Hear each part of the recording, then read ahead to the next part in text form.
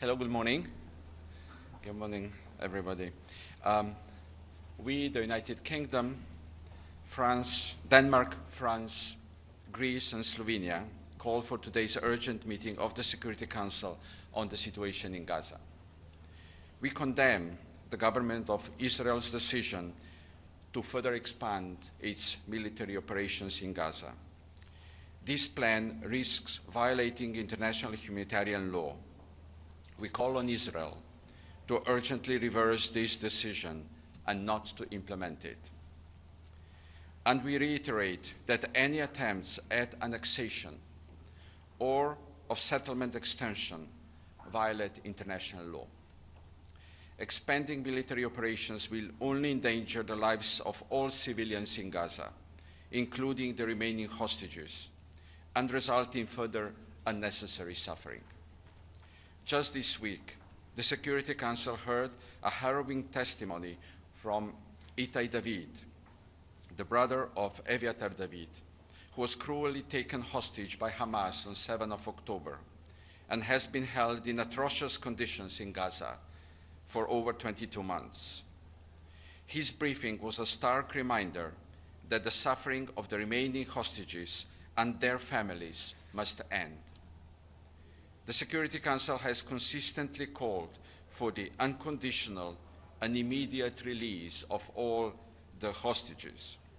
And we are clear that Hamas must disarm and play no future role, no future part in the governance of Gaza, where the Palestinian Authority must have a central role. But this decision by the Israeli government will do nothing to secure the return of the hostages and risk further endangering their lives. It will also worsen the already catastrophic humanitarian situation in Gaza and risks further death and mass displacement of Palestinian civilians. The IPC has warned that famine is unfolding in Gaza. Children are dying from starvation. Hunger is so severe that desperate civilians are taking the risk of getting killed at aid distribution sites in order to feed their families. This is a man-made crisis, and therefore urgent action is needed to halt starvation and to surge aid into Gaza. We have a clear message for Israel.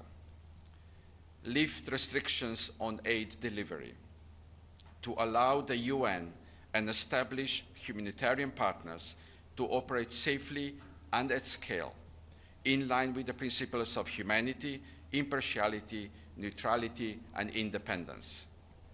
It is also vital that international NGOs can operate in Gaza. Israel's unreasonable visa and registration requirements must be removed, and all land routes opened for essential supplies, including food, baby formula, medicine, fuel, and clean water. After 22 months of suffering in Gaza, now is the time for diplomacy, no more war. The ceasefire earlier this year showed what can be achieved when there is political will. It ended the bloodshed. Hostages were reunited with their loved ones. Effective humanitarian aid reached those in desperate need. The International Conference on the Two-State Solution last month, co-chaired by France and Saudi Arabia, was a powerful demonstration of the strength of international resolve to secure a better future and deliver long-term peace for Israelis, Palestinians, and the region. We call on both parties to secure an immediate and permanent ceasefire, the release of all the hostages, and to urgently advance efforts to achieve a two-state solution. Thank you. Can you just take a question? Is there No, we any cannot take questions. European plan to get the talks back on? We'll speak in